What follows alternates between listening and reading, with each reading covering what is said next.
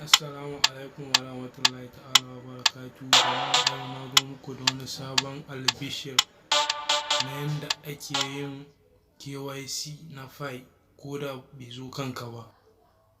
A yanda ake amfani da KYC na fai ko da bai zo kanka ba, akwai hanyoyi da tsare-tsare da ake bi waɗanda ake cimma nasarar samun yin KYC a fai.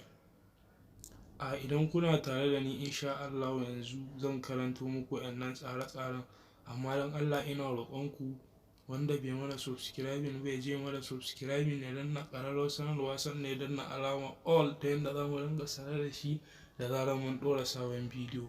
Mun gode.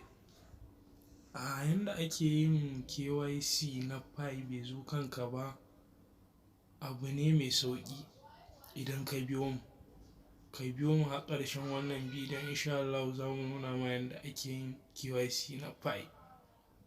Na farko, dole sai fai ɗinka ya kai adadi guda 5,000 sannan wannan KYC ɗin na bypass zai yi maka.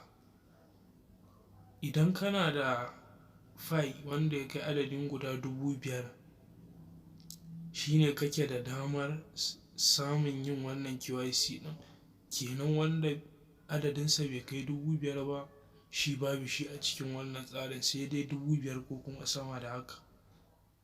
Shi isa na garzayo don na nuna muku yadda ake yin amfani da shi dalla-dalla. Da farko za ka shiga cikin wallet ɗinka na fai network. Za ka je kan profile ɗinka ka yi copy link. Za ka shiga cikin fai browser ɗinka ma ka yi copy link wallet ɗinka. Idan ka yi wannan, da akwai number da zan ajiye muku a screen ɗin wannan bidiyon insha Allahu.